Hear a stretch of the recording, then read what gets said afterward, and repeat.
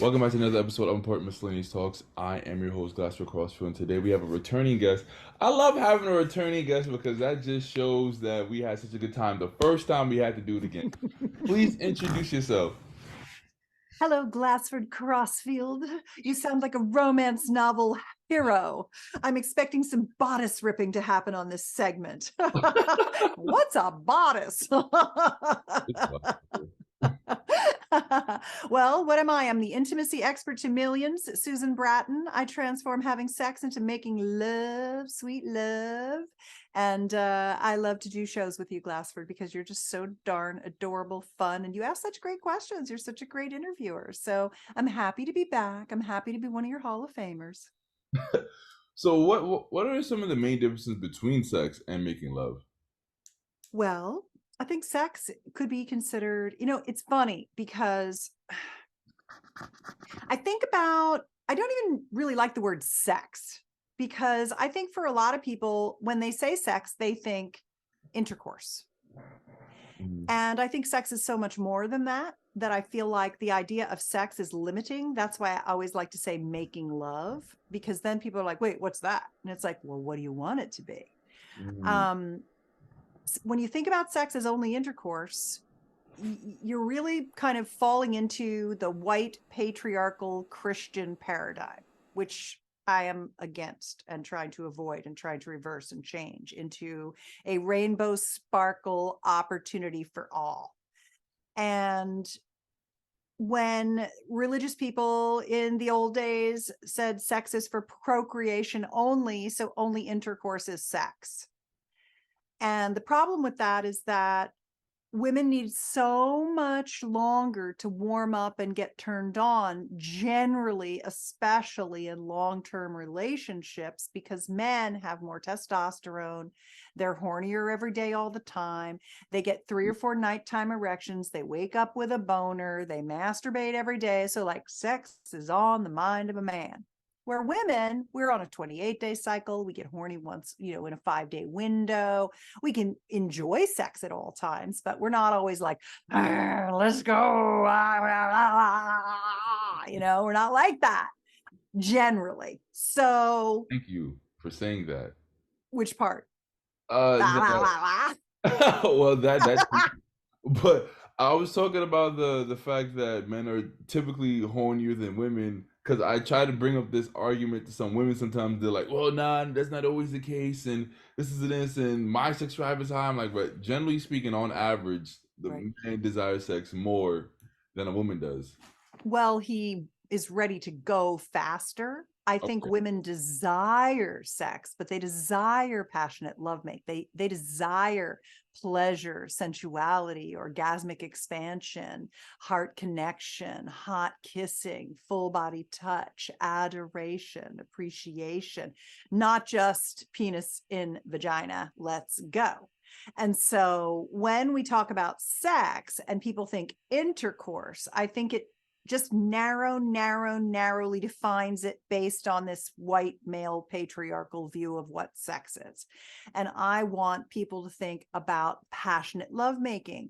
What are we going to do? Do you want a full body massage? Can we do 69 on the side? Can we, try a new sex toy? Can we have sex in a really nice position that we've never tried? Can we have sex in a new location?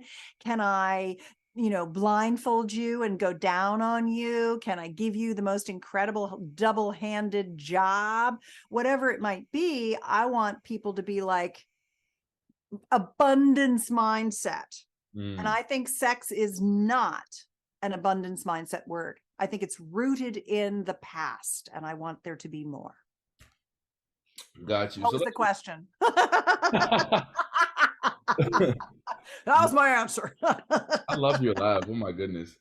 Uh, So let's get down to nitty gritty. What are some of the Let's best go. ways to get a harder and longer erection, a bigger erection? Giggity. Well, bigger, harder, and longer would be super simple. Use a penis pump, a vacuum erection device. I've got one right here. Hang on, I'll show it to you. Here it is. This is a 2 pump cylinder system called the Whopper. It's the one I recommend for guys. And listen, no woman ever said you can be too rich or too thin. Maybe women these days don't care so much about thinness, but everybody wants more money. But you never heard a guy say he wants a smaller man cannon. He always wants a bigger man cannon. And so pumping, where you hook this up, you put your penis in the cylinder, you hook it up to this pump. This is a hand pump. There's also, believe it or not, I was just doing a penis pump demo, so I've got all this stuff sitting here. This is an electric pump that automatically. My goodness. Yeah. Hey, African Prince joined. Yes, I'm here. Sorry for the tardiness. Well, we're really glad you're here because we've been talking about penis enlargement, and we really just, now is time for the demo, and you're up first because you're late. Wow. Okay, I didn't see that coming, but I'm intrigued. Can you show the electric one again? Because that looks like something I'd mix cake with.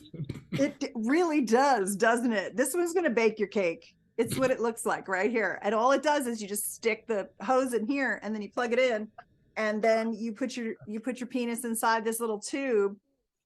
Prince is like, what the hell are we talking about? You put your penis inside here, it sucks the blood out of your body and into your penis, and it increases. And there's all different pump sizes. There's, there's the gamut. What was that? Well, this is the one for Prince. This is Prince's. This is his cylinder right here. Actually, he had no idea what. Did you tell him what was coming, or did? Oh, of course. He was the one who wanted to be on the first time. So yeah. Wow.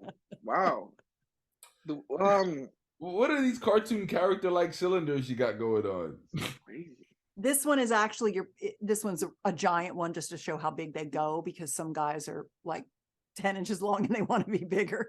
But this one's actually. That's like Elon Musk asking for a freaking raise. Exactly. I know, right? Yeah, I'll take you to space, baby. Let me send you to Mars with my man cannon. Well, even his rocket looked like a big dick. It did. It totally did. Yeah. Yeah, we know where that's generated. But anyway, you stick your penis in here. The blood gets pulled in to your penis. It expands the blood carrying capacity. Your penis runs on something called hemodynamics. Which is blood flow. And you got to have good blood flow. And when you flow more blood than your normal carrying capacity into it, it stretches it out. It grows new tissue. It grows new capillaries. It grows new nerve endings. So it gets bigger and firmer and longer. And if you do it over time, like building a muscle, progressive overload, you build, you take a rest day. You build, you take a rest day. You build, you take a rest day. You do that for 10 or 12 weeks, you're going to get some serious gains in the size of your man hammer. So you said that that's the Whopper, right? Yeah, the Whopper is basically the two cylinder system, where you put your dick and your balls in here, and then you put just your dick in this one, and it pulls balls on, too? Makes it on this one. You put your balls in too, because this is the one that makes it longer. It pulls on what's called the suspensory ligament. You know, when you get a hard on and it goes and it's up, and you're like, baby, look, I could hang a towel off this. Look at me, baby. Look at that. Right? You know, when you do that, well, that's your suspensory ligament at work. And when you put your dick and balls in here and you pull the blood in and you elongate it, it tugs that ligament and gets it to drop down, so you get more drop, which looks like more length. So it grows the length as well as the girth of your penis. Okay. It doesn't work electric. I don't have to hook that up electrically, right? No, you can just use the hand pump right here. The electric one scares me, I'm not gonna lie. Oh no, it's not going to electrocute your dick or anything. Yeah, so you stick your dick in here. For electric. And you just then your hands free. You don't have to maintain the vacuum pressure with your hands. The electric pump does it automatically, so you can just scroll your Instagram while you're making your dick bigger. Does that one cost more? Yeah, but it's not much more. I mean, it's like maybe $100 more. They're not very. This is like the Whopper is like a $200 kit that gives you everything you need to pump your dick. You said 10 to 12 weeks. That's about 4 months, 3 to 4 months. Yeah, 3 to 4 months, and you will see a significant growth So in do we everything. have to keep using it to maintain the size as well, or like? Not as often, but you do have to it's just like bodybuilding. Once you get jacked, it's a lot easier to stay jacked. Okay. So how much would you recommend that we use it after we've reached the length that we want? Like once a month after that? No, you'd have to probably do it at least once a week, I'd recommend, but it depends on so many things like age, general health, you know, how do you have cardiovascular disease? Do you have any illnesses? What's your testosterone level? Are you eating your greens? Things like that. I mean, you got to eat your greens to get a hard dick. That's literally it. Greens creates the nitric oxide that creates the signaling molecule that sends the blood into your penis for an erection. So the guys who eat their greens have better erections than the guys who don't. Got you. Now, what about have you heard about the process called jelqing? Yeah, of course. Yeah. What do you recommend that one? I think jelqing is the poor man's penis pumping. It doesn't really, it gives you a little more length, a tiny little bit of girth, but guys injure themselves jelqing. I don't recommend jelqing unless you're in a country where you do not have access to a penis pump, or it's against the laws. Like there's Muslim countries where you can't have pumps. They're not allowed and things like that. So then that's all guys have is jelqing. But jelqing, it's dangerous. You can hurt yourself. I don't like weights either. Guys do weights. They do the hanging. And I just got an email from a guy who said, my weight dropped, something happened, and it pulled and tore muscles, and now his penis retracted in. So he basically has his penis stuck down inside there and he can't get it out. And he's like, would a traction device work? What should I do? And I was like, let me find you a urologist, my friend. You got to talk to a professional. There might be some surgery. I don't even know, I can't answer that question. So I don't like jelqing and I don't like weight hanging. I like traction and pumping because they are not dangerous. You can't hurt yourself if you follow the directions, which are simple, and they're proven to give results. With a good tool, you get a great tool. So how many minutes should each session be? Well, typically, if you wanted to do like maximum gains and minimum time, and you just were like 12 weeks, I'm doing this. I got my leg day, I got my arm day, I got my dick day. So what you would do is you would use the large cylinder first. Where's my large cylinder? You'd be flaccid. You're flaccid when you start. You put your dick and your balls in there. You pump it up only to like a -2, -4 to start. There's a gauge on the pump and there's a gauge on both pumps. Mm-hmm. And you hold it there for 10 minutes. You probably got to do some manscaping around to get the suction, the vacuum. Mm-hmm. Then you release it. You massage your penis, give yourself an erection, put it in the smaller pump with a hard on, hold it to the negative vacuum for 10 minutes. It just sits there. You can prop it up against your desk. You can play with your game console. You can do your emails. You can chat. You can make a WhatsApp call. It doesn't matter. And you just hold it in there, deflate, massage your penis, get it back to hard again if you can, stick it back in, hold the vacuum again 10 more minutes. And at the end of the second pump in the small cylinder, so we're talking about 30 minutes now, plus a little in between time. So we're talking about 35 minutes or so. You take a constriction ring. Do I have one here? I thought I was sitting on one earlier. Here we go. You take a constriction ring that's suited to you, or a leather strap. It comes with a leather strap as well. I don't know where that got to. And you slide that down over the base of your penis. You release the vacuum, but you hold the blood in your penis for half an hour, so that what you've done is you've pushed out the skin, you've pushed out the tunica albuginea, you've expanded the erectile tubes that are inside there. They're holding more blood, and you want them to hold that for a minute so new capillaries grow, new nerve tissue grows. And that's what, just like a bicep, you're doing tiny little bits of micro damage to the bicep, and then you're resting and recover. You've got your recovery day. You never do your bis 2 days in a row. You never pump 2 days in a row. You got to have your pump, and then you do your recovery. Then you pump, do your recovery every other day at the most, but you could do it a couple times a week. You could do it once a week. There's a point of diminishing return where if you're really only doing it once a week, you're not going to see the gains you would if even doing it twice a week. And then when you get to where you want to be, like in 12 weeks, you could be like, I'm good. I'm magnificent. This is a million times better. Or you could be like, wow, I see the growth and I want more. And you can keep going, because there are guys that pump their whole lives. They pump for years, because they like to get bigger and bigger and bigger. They just enjoy it. And they like the way it feels. They like the thud factor. They like the blood flow. They like the veininess. They like the erectile function. They like how good the ejaculation feels when all that blood is in there. It's more pleasure.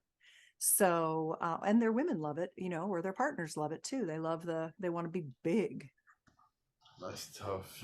Yo, if I get a pump, bro, I would have to definitely hide it from the women in my life for sure. Throw that in the closet. That's a fact. Why is that? I don't. I think there's a part of them that's gonna feel like it's fraudulent.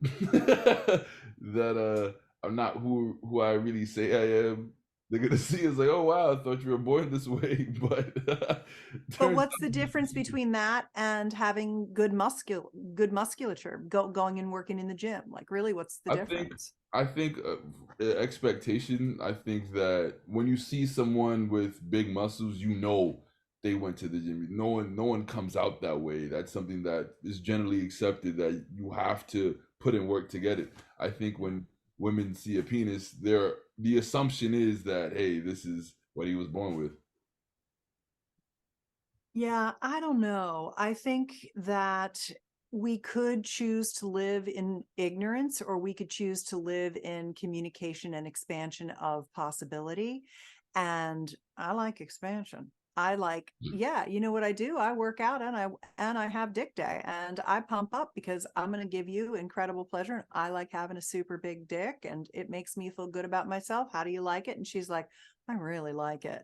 Thank you for doing that. I really appreciate that you want to be great in all areas of your life, including how awesome your penis is. So rethinking it and moving things from shame to empowerment in all areas of our life, to me, just feels like the better route. So if you stop using it, let's say hypothetically you gain 3 inches using the pump, and then you stop using altogether, would you go back to your original size if you stop using it, or would you just lose 2 inches? It's very, very similar to bodybuilding, where you get those gains and then you do slowly lose them over time. But once you've kind of like built yourself a bit bigger, it doesn't go all the way back to where it was, unless you have illness or atrophy or something, or your testosterone starts to diminish or what have you, because as you age, your penis does shrink. Which is a bummer, but it does, because as you age, you stop getting the same amount of nighttime erections, and the penis stays in a contracted state. It's like a contracted muscle. And then when you get a hard on, it gets big. So all night long, you're getting 4 or 5 erections. It's flexing the muscle, if you will, in a way. And so if you stop getting those nighttime erections, you're going to atrophy, and your penis is going to shrink, and it's going to get harder to get a hard on. It's going to get harder to keep a hard on. It's not going to be as firm. And there's a lot of guys who are 40, 50 years old. And if I could just, do my I Dream of Jeannie winky blinky nod thing, and take them right back to when they were 20, and they could go, they think they're still good, but they're softer. They're starting to atrophy. It's just not as good as it used to be, but it was that slow decline. And then they didn't realize what they lost. And I know that for certain, because I had that experience myself when I was 55. I met a girlfriend who was a regenerative sexual doctor, and she said, I'd like to give you an O shot. And they're called orgasm shots. They take the blood out of your arm, put it in a centrifuge, spin it, take out the red and white blood cells, and they're left with this thing called a fibrin-rich matrix of PRP, platelet-rich plasma. It's just from your own body, right out of your blood. And then they take that concentration and inject it into, with numbing cream, the clitoral structure or the penis. It can be a P shot or an O shot. And when they do that, it sends healing. It calls your body to come and heal and repair that tissue. So your body comes and kind of rebuilds new tissue, new nerves, new blood supply, new capillaries, etc. And it reverses that shrinkage that comes from aging. The penis pump does the same thing. It brings healing blood into your penis to reverse the atrophy of aging. Well, I had a P shot and I didn't really feel much. And I said, I didn't notice the difference. She goes, let's get you another one. You could have been so atrophied that it took more than one to do. Just like pumping, you have to do it, a few times a week for months, a couple of months, 3 or 4 months to really see the difference. You got to rebuild. You got to do, I like Build Back Better with Biden. You got to do that. So, so you do that. And then all of a sudden you hit this point where you've returned to health. And that's what happened to me. All of a sudden I was like, oh my God, I'm having orgasms and they feel like I'm 30 years old and I'm 56. I didn't realize how much orgasmic intensity I'd lost because it slowly diminished. So that's how come I know that these technologies, therapies, they work to reverse the aging. Got you. So that's good stuff. So what about ashwagandha? Does that work? Well, it's funny. I put ashwagandha in my husband's smoothie, and I put maca in his morning smoothie too. I make a morning smoothie for both of us, and I put different things in it, for our different needs. Hold on. You guys didn't speak on this on the last one, right? No. Oh, okay, that's perfect then. Yeah. So say what you were saying, Prince. I was talking about how we live in a society where it's like sex is a big thing. I mean, everybody loves sex. I think especially in Western culture, but when it comes to sex, there's not much communication there. It's either you should know what to do, you should know how to please me, you should already know what it is. And if you're not pleasing me, people leave or people are on to the next one. When if you you love that person, you would find a way to communicate, find a way to please each other the best way that you can, instead of just leaving a relationship, especially when it's a great relationship, just for the sake of sex, because it's not as stimulating as, there's things that can be done to tweak it, and it's best to discover that together, So yeah. I think a lot of people used to feel like they should know what to do because, sex was kind of, well, you're just going to have a baby. Sex is to make a baby, so you can figure that out. But making love is totally different than procreation. And people are now becoming more aware that there are techniques and communication skills, and that you can have a lifetime of learning and you can keep getting better, and sex gets better with age, and it's not just for young people, and young people are just learning the ropes, and you increment your knowledge and skills, and people have different things they want out of their sex life, different experiences they want to have. And so learning how to ask for what you want and trying new things together, I think people are generally more, yes, there's an aspect of relationships being disposable because there's so much opportunity to have relationships because of online dating and things like that. But I also think people are aware that there's a lot to learn. And even a decade ago, not that many people thought about learning. One of the things that I think is about to really explode is sex workshops, going to sex workshops.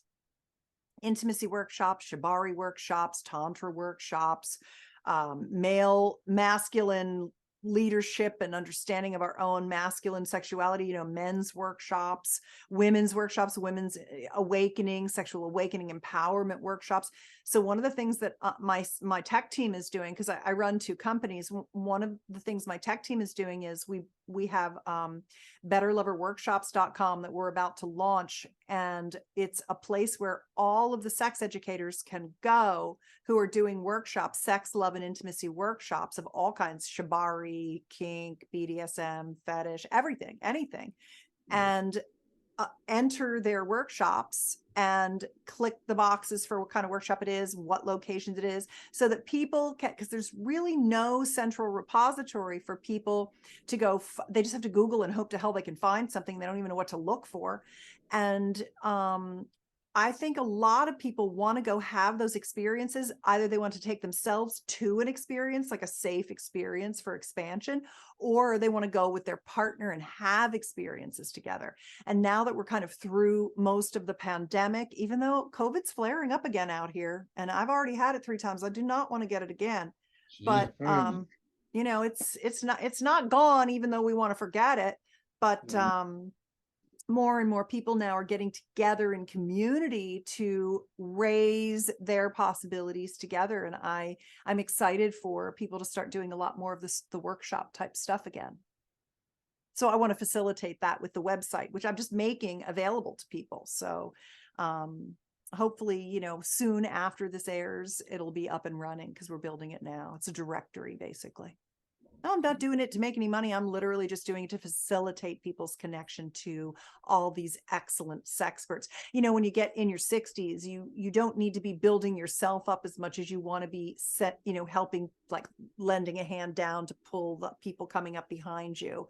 That's as satisfying as doing your own. Like, I'm writing 3 books right now myself, but I'm also like, how can I help the other people in my professional community find their, you know, their customers to come to their events? Because I don't want to do live workshops. That's just not my jam.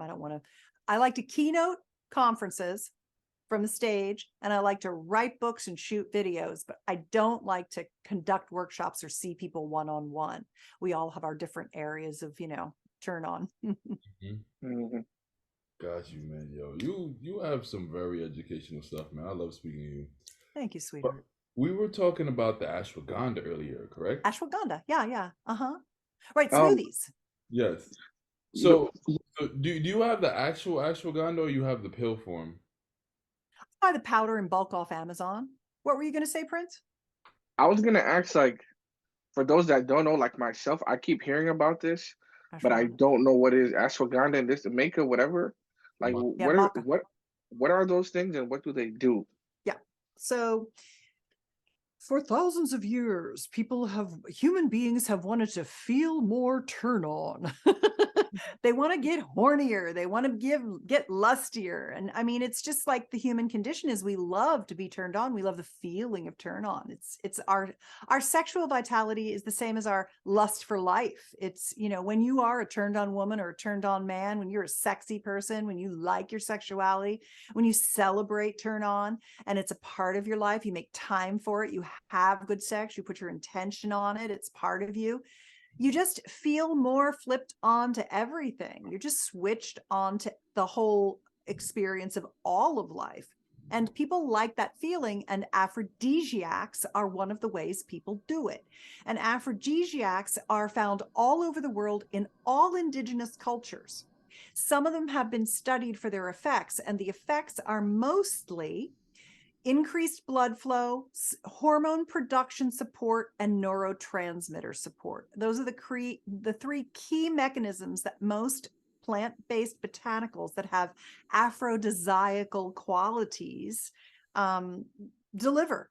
And there are lots and lots of them from indigenous wisdom, but there are 5 key botanicals. There are others that are kind of like secondaries, but the 5 key botanicals that you can add to your smoothies or take supplements or what have you are Tongkat Ali, which is a Malaysian root, Tribulus terrestris, which is a little yellow flowered plant from the Mediterranean,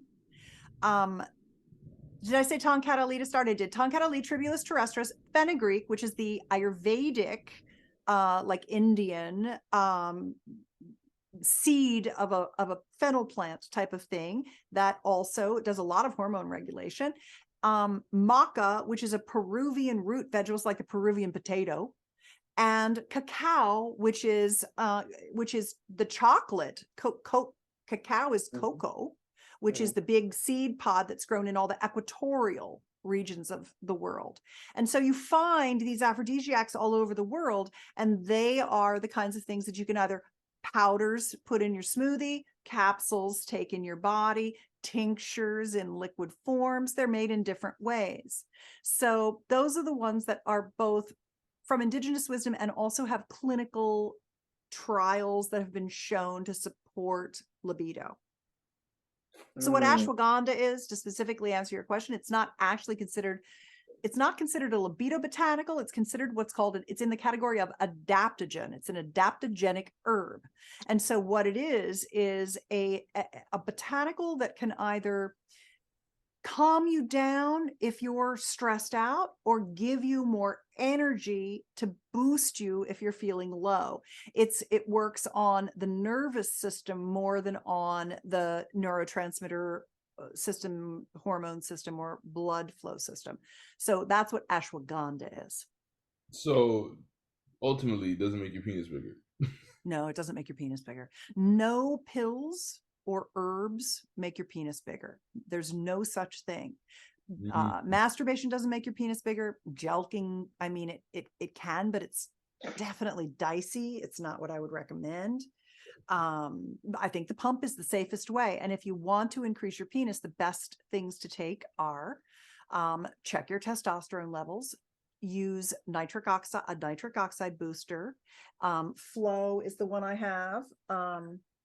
You don't really need this if you're under 40, but this is a nitric oxide booster made from organic fruit and vegetables, which I like better than just crap made in a vat from corn liquor with pesticides in it and stuff. I don't like that. So this is a nice nitric oxide booster.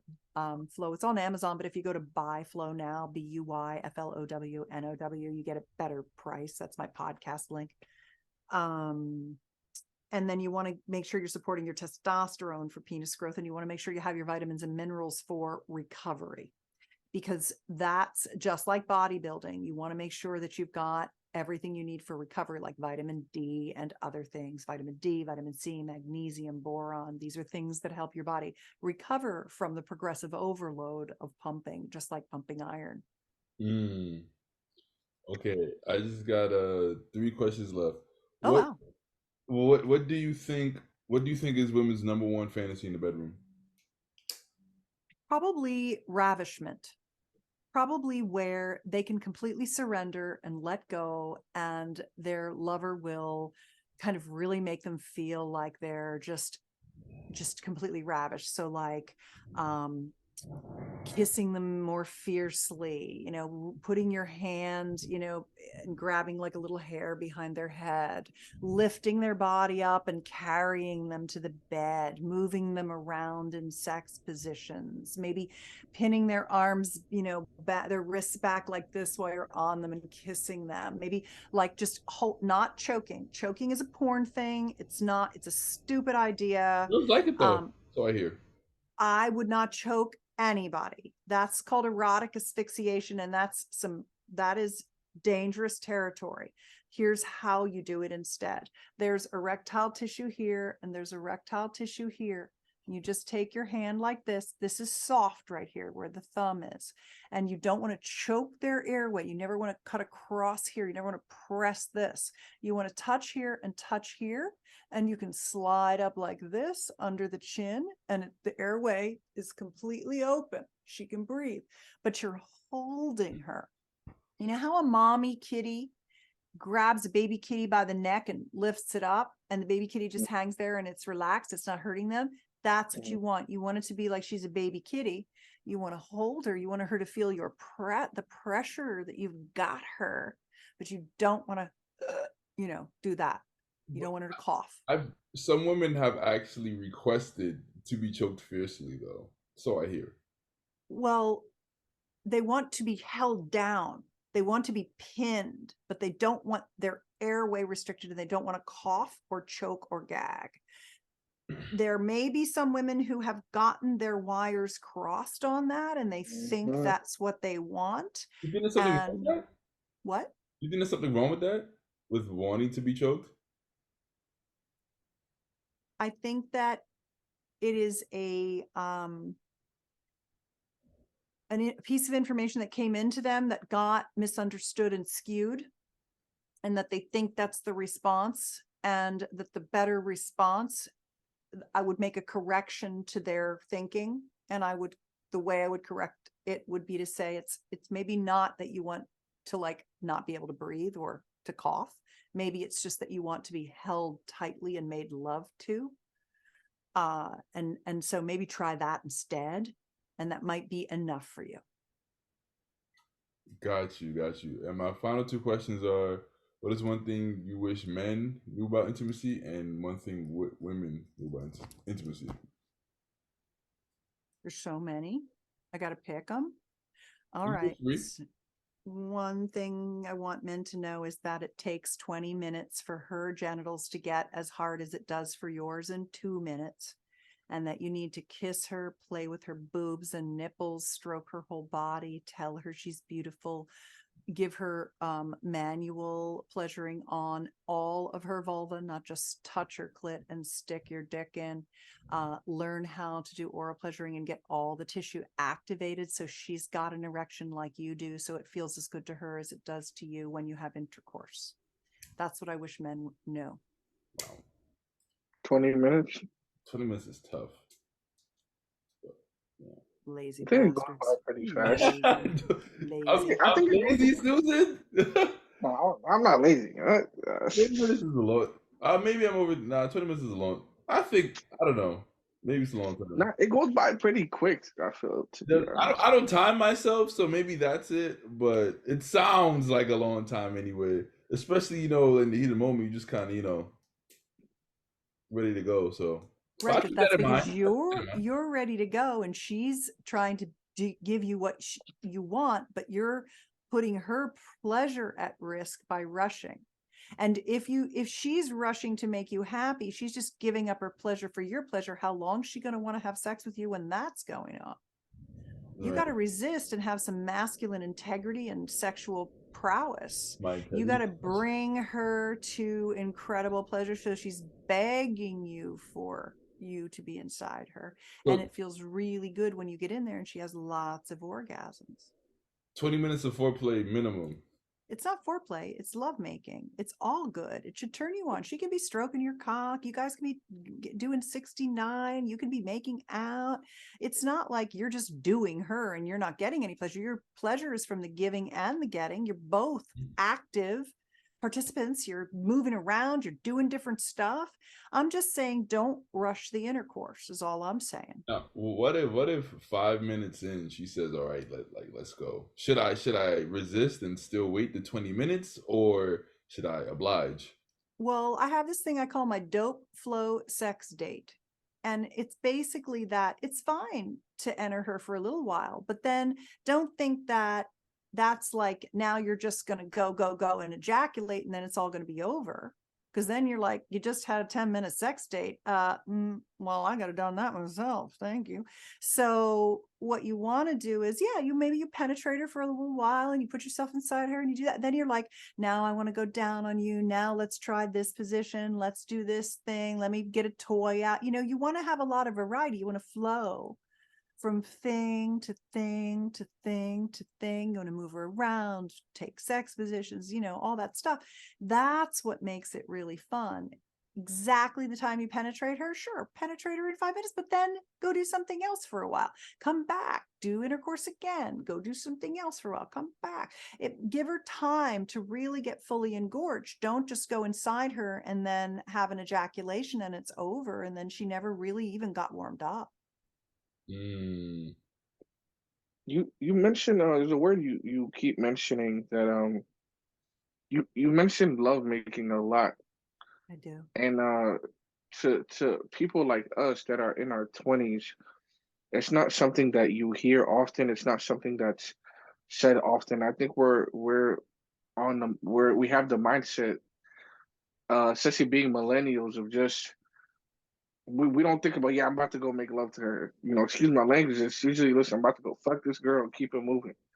And Yeah. I think that's the mindset of both males and females in Gen Z. Yeah. So it's like you mentioned that a lot, and I think that's very interesting. And I feel like if you were to ask us, I don't think we would know the difference.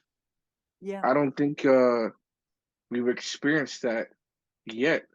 I don't think we would know how to go about this whole lovemaking thing. Yeah. Um, I do use the words lovemaking because I know that ultimately that's what will make your enrich your heart, enrich your soul, and enrich your life. And every person you've ever been with in your life, where you had the opportunity to fall in love with them for the time that you were together, is a more beautiful experience than just friction, just fucking. And like last night for dinner, I cooked ocean trout, which is kind of like salmon. It's like free range salmon. Hmm. I cooked ocean trout with dill and lemon, and then I made Romanesco, which is kind of like a broccoli and a cauliflower had a baby. It's this beautiful fractal spiraled vegetable. I steamed that and I put butter all over it and salt and pepper. And then I served it with this jasmine rice, and the jasmine rice has bamboo powder in it. So it's green. So it's got chlorophyll in it. So it's this really delicious rice with butter and salt and pepper all over it. That meal. And then I had a little side bowl of butternut squash soup with it. And that meal was so delicious. It was beautiful. It was home cooked. It was delicious. It was nutritious. It was satisfying. It was a joy to eat. I could have just done, some Chinese food takeout and could have fed myself and my friends too. But there's a big difference between somebody cooking and you just take it out and you just eat it so you had something in your stomach, or loving prepared, beautiful, nutritious food. And so why would you squander your 20s eating shit when you could be having beautiful banquets and meals with lovers? So I just think that we are born to love. The best thing about life is love. We're here. You're doing what you're doing to generate connection and expansion. We're literally sitting here together to create connection, expansion of possibility and pleasure. So why wouldn't you just think about your sex life as the way I think about cooking meals? It's the same thing for me. That's what I want for you. I want you to connect your cock to your heart. I want you to expand and work your love muscles. Your love muscles are your dick and your heart. I want you to strengthen your love muscles from the day you start making love till the day you die. I want you to be the most loving man anybody ever made love with. That's what I'm looking for from you guys. And that's what I'm wanting you to teach the people you touch. Is intimacy is intimacy necessary for a one night stand? Why wouldn't you be intimate with someone? Why not? You know what intimacy is? It's vulnerability and heart connection. And why have just the Chinese food when you can why have the takeout when you can have the nutritious meal? Why not have heart connection? The more that you love, the stronger your heart gets. The more that you love, the more love you feel. Don't you think that most of the problems in this world come from us not all loving each other? Shouldn't we walk in love in every moment? I think we should. That's a bar right there. You didn't answer the intimacy for women. What's one thing you want them to know about intimacy? I want them to know that in every moment of their intimate connection with any partner, that they're going to want something different than they've wanted before. And that when they listen to the felt sense of their body and they give it words to their partner and they let their partner know what they want, what feels good, what they desire, what they're into, what their freak is in the moment, what they need, that when they slow everything down and they really tune into themselves and tune their partner into that too, that they get so much more pleasure than doing the thing that's prescribed in their mind as what they should do. Don't live your sex life as what you think it should be. Live it as what you need it and want it to be in every moment. Honor your body's wisdom. She's always talking to you. Speak the words for her to your lover so your lover knows what your body needs, because your lover wants to give you as much pleasure as possible. And they can't do it without you voicing the stories your body is saying in the moment. Got you. Well, Susan, this has been quite the invigorating experience as usual. I I sincerely appreciate you. Thank you so much. All your heart's desires remain in the description. Please go make sure. She has endless content on I do. so much. You'll be there for days and months on end, listening and watching her stuff and reading her stuff. So go check her out. If you've lasted this long, make sure you subscribe. And I love you all. I say it all the time. I love you all, man. Lord have mercy. Oh God, I love you so much, Susan.